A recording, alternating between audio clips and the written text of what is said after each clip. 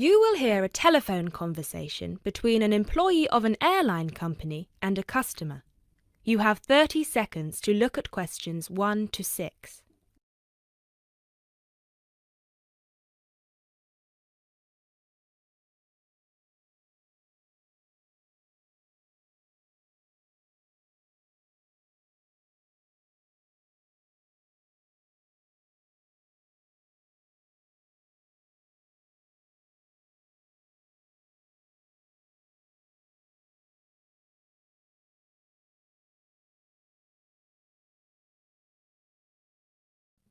GB Airlines, this is Kyle speaking. How can I help?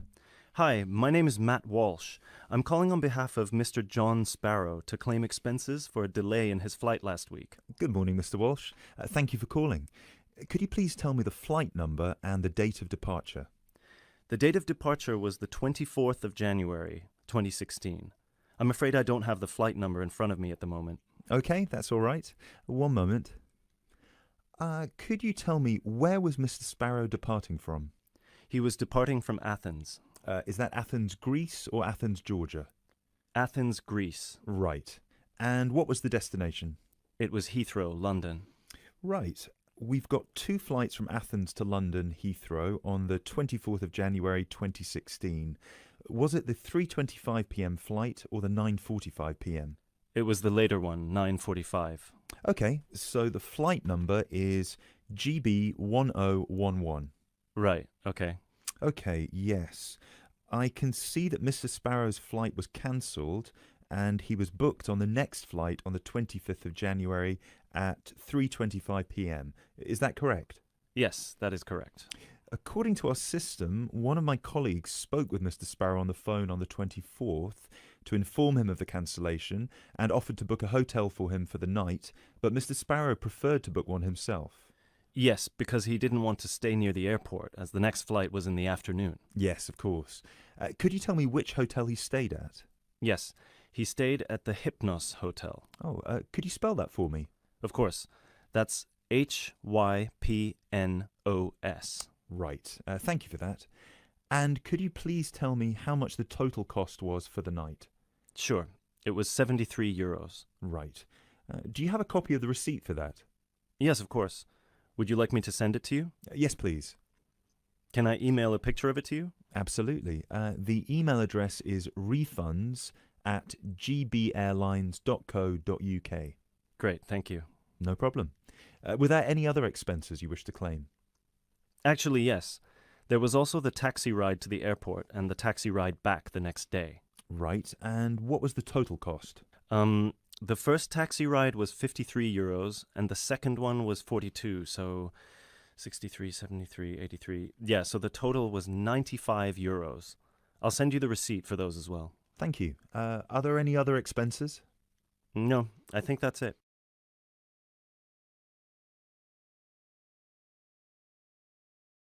You now have 30 seconds to look at questions 7 to 10.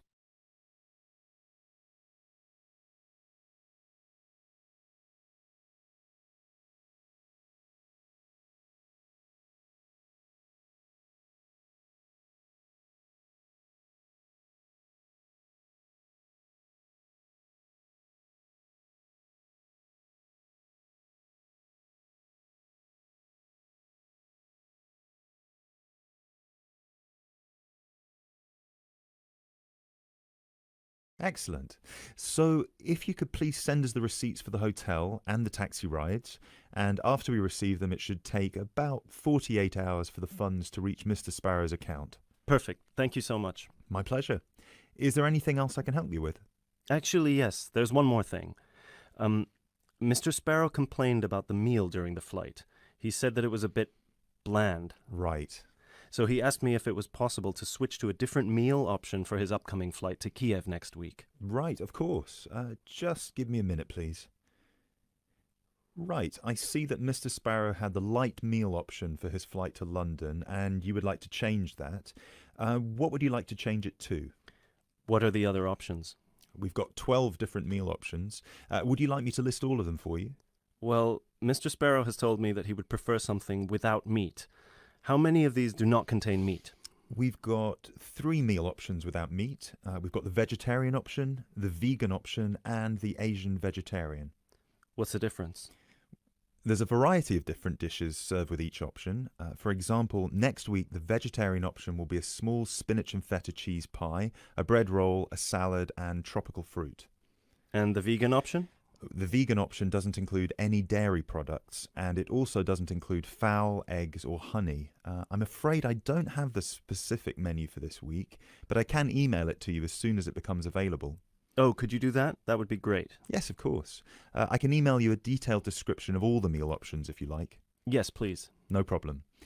Please do not forget to call us back to change the meal option. You need to do that 48 hours before the departure time for international flights and 24 hours for domestic flights. So 48 hours for this one then? Yes, exactly. Perfect. Oh, no, I'm sorry. Transatlantic flights require 48 hours. All flights within Europe require 24 hours. So in this case, you will need to call us 24 hours in advance. I apologize for that. Okay, great. So, could I please have your email address so I can send you the menus? Certainly. It's matt.walsh@sparrowlimited.com.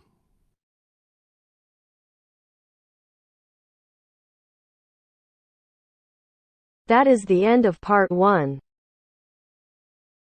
You now have half a minute to check your answers.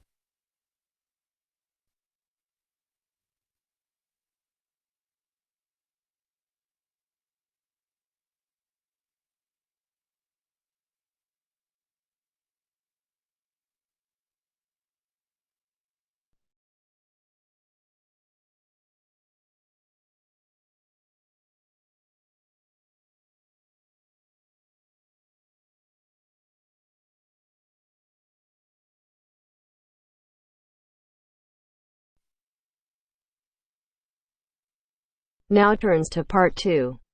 Part 2. You'll hear part of a free class about safety around campus. First, you have some time to look at questions 11 to 14.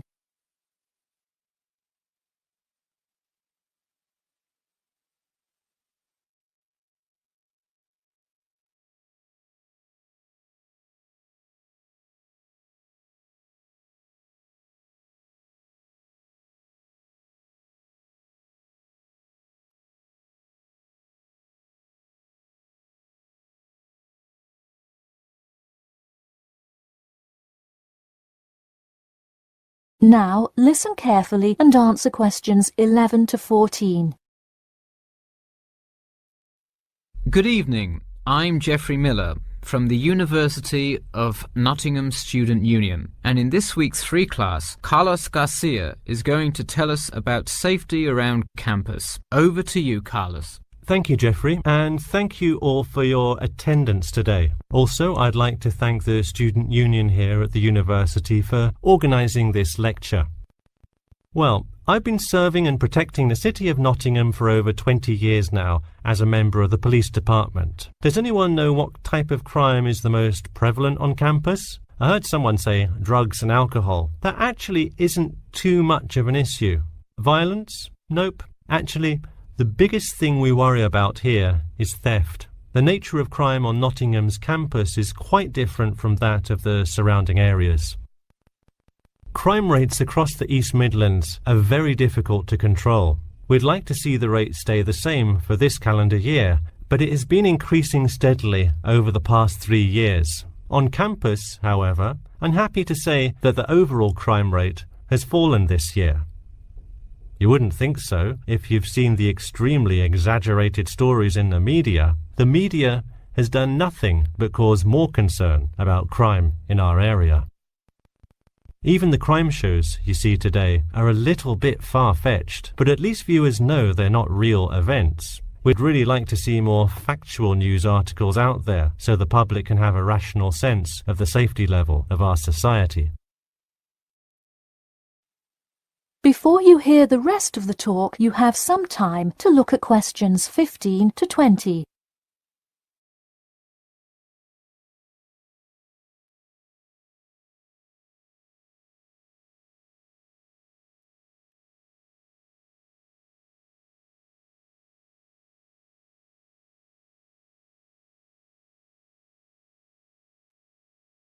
Now listen and answer questions 15 to 20. Okay, let's move on to what to do when you see a crime. Do not get involved if at all possible, and do not draw too much attention to yourself by running away in a conspicuous manner. Though most likely, and hopefully, you will not have to experience this situation, if you are being mugged, please do not try to resist. Instead, be compliant and seek help after the incident. Like I said, though, it is highly unlikely that you will find yourself amidst a crime, but it is important to be prepared should it ever happen. We find that educating students and staff on the correct precautions to take is the best way to increase your safety. Just remember to be smart when you're out late at night and avoid any area or person that looks suspicious. I know it sounds obvious, but I cannot stress this enough. It's also not a bad idea to have your mobile phone with you at all times, but be careful. If you're chatting on your smartphone on your way home, you're a prime target for thieves. I'd like to see a show of hands. How many people have left work or the library after 10 p.m. to go home before? A lot of you, right? If you do have to go home late at night, please don't walk home alone. More often than not, there's someone there that will be walking the same direction as you at some point. Walk home with a friend or co-worker. Even if you must use your phone to call someone that's nearby to walk with you, it's always safer to walk home with someone. So when you're walking home, you may feel more comfortable with some sort of self-defense, such as pepper spray. Now, it's your call whether you want to carry something like this or not. However, I absolutely advise against carrying a knife or any other offensive weapon. All too often, they can be used against you if you're disarmed, putting yourself in more danger. For all those interested, the Recreation Centre offers a free self-defense class to all students every Thursday evening. While obviously an introductory self-defense class may not equip you to fight off villains like a regular superhero, it does come in handy sometimes. After taking a self-defense class, you'll surely be more aware of possible dangers and how to deal with them. So hopefully now you have a more complete understanding of the nature of crimes committed on your campus and how to avoid being a victim. I know most students at the University of Nottingham are not the criminal types, but remember that there is no barrier like a wall or something keeping non-students out. There's no army force securing the borders, and I doubt anyone wants it that way. The campus is generally a safe place, but it's not immune to small crimes once in a while. All right, that's all I have to say for today. Stay safe.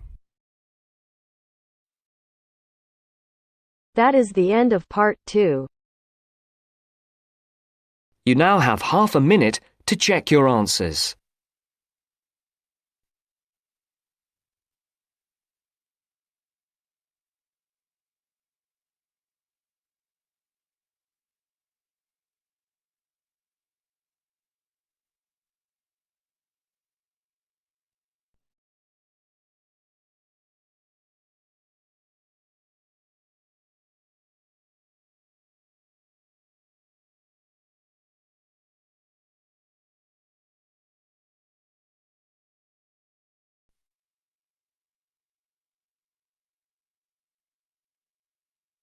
Now turns to part 3.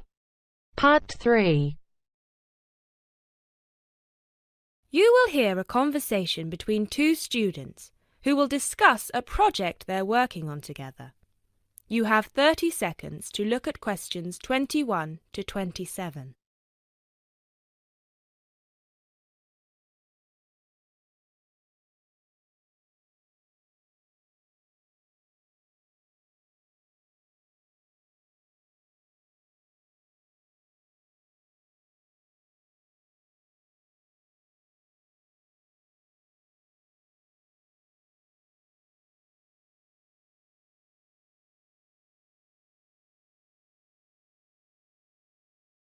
Hey Jess, glad you could make it.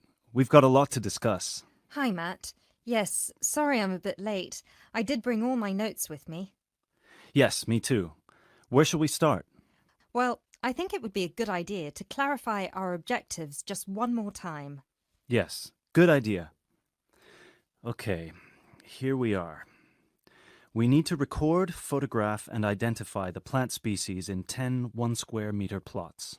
Does it say anything about where these plots should be and how they should be laid out? Ah, here it is. It says that all the plots need to be no more than 10 meters apart. And how do we choose them? Ah, this is the fun part. I remember this. Here we are. Make a 1 meter square frame using bamboo sticks available from the department stores. Yes, we've already done that. I know, I'm just reading the whole section. Okay. One person stands roughly in the middle of the chosen area and throws the frame. The other person uses a tape to mark out the square where the frame landed and returns frame to thrower. The thrower then turns a few degrees on the spot and throws again. The thrower must turn slightly after each throw and vary the force of the throw until after the 10th throw they are pointing in almost the same direction as the first. That sounds a bit complicated. That's only because it's all in writing. It's just a simple throw, turn, throw, turn, throw, turn until we have 10 squares. And I guess you want to do the throwing. Well, if you don't mind. I'm sure you'll be more accurate at marking the squares. Yes, I am sure I am, and I'm sure you've got a stronger throwing arm.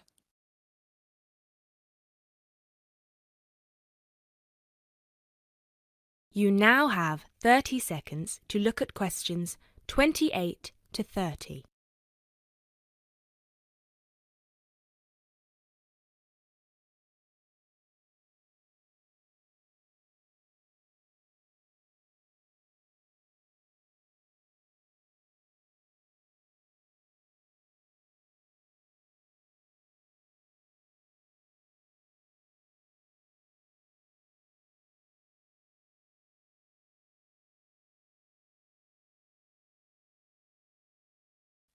Okay, good. We've got that sorted.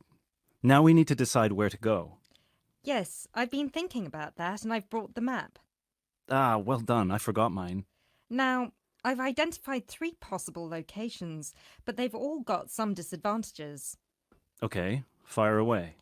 Well, the area around this lowland marsh could be interesting. There'll be a lot of interesting water plants here. Looks good, but what's the problem? Mainly that it's already a designated nature reserve, and I think there's already been a lot of research done here. Ah, I see. Well, I'd rather do something that's new and can be useful. I agree. That's why I identified this area further west. See, here, behind the beach. Oh, yes, I see. That area there, where it's flat, but quite high. Exactly. If you look a bit further inland, you'll see that there are hills which will protect that area from strong north winds. I see. Excellent. But what's the problem? Just that it may not be very interesting. We know that the geology there is not conducive to a wide variety of plants. I agree. So what's your last idea? Well, I think this one is a bit of a winner, although I did want to show you the other 2. Look up here, on the north coast. Where? See this bay? Well, I know that there's been quite a lot of studies done here, but a bit further to the east, behind this headland. No one has ever looked at that. Well, I certainly couldn't see any studies. That is interesting. And the plant life could be a bit different because of the shelter from the wind the headland provides. Exactly. Brilliant, Jessica. That's a great idea. We'll go there. Thanks. Now all we have to decide is when is a good time. Well,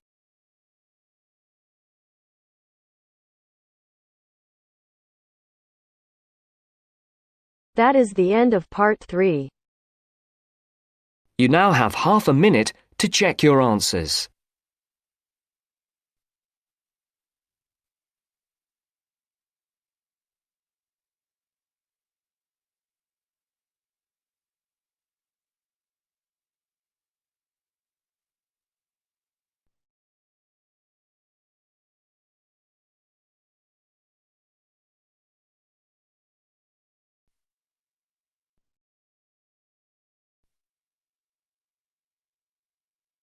Now turns to Part 4.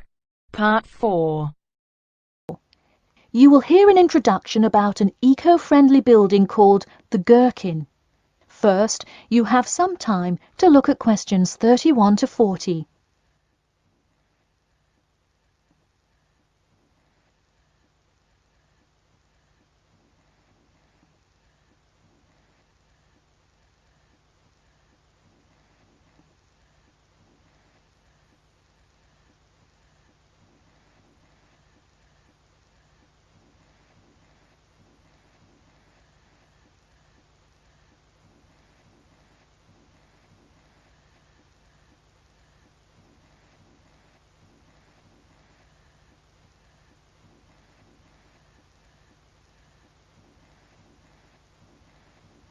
Now, listen carefully and answer questions 31 to 40.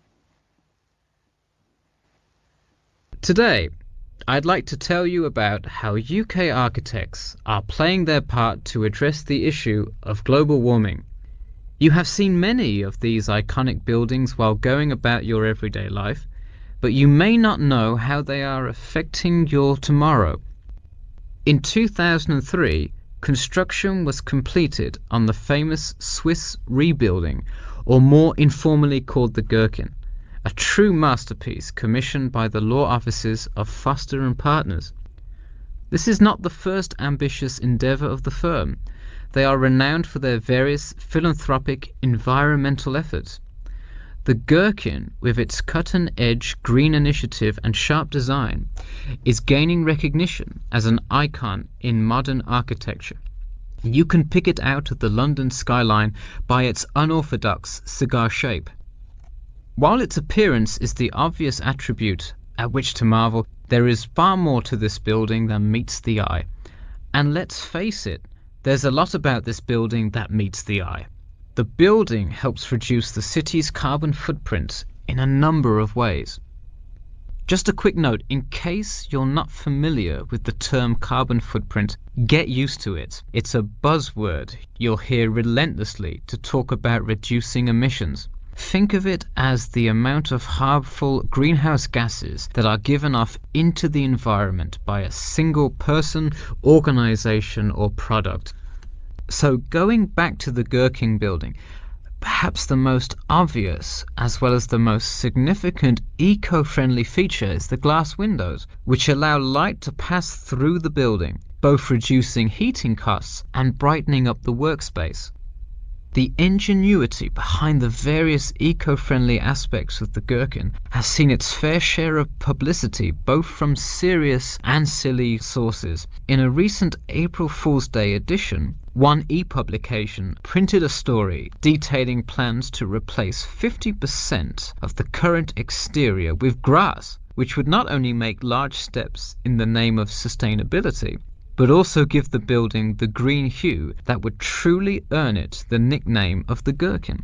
The only drawback is, as you may have guessed, that this story was an April Fool's Day joke and completely made up.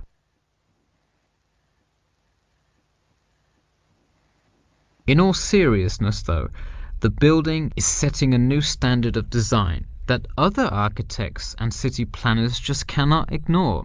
The building's bold and cost-efficient design has won a number of architecture awards, including the Stirling Prize, the London Region Award, and the Emperor's Skyscraper Award, among others. The design comfortably accommodates a large number of offices, while keeping maintenance and operation costs down, striking a superb balance between nature and the workplace. Nature is well and good, as long as the weather is nice outside. Given London's notoriously bad weather, the architects knew they must devise a quality temperature regulation system, and that they did. A special system designed to reduce the building's reliance on air conditioning was devised that cuts consumption in half compared to standard office buildings. There are atria that link each floor vertically to one another, forming spiraling spaces up the entire building. They serve not just as social common spaces, but also act as the building's lungs, distributing clean air from the opening panels in the facade through the entire building. The building isn't all business though.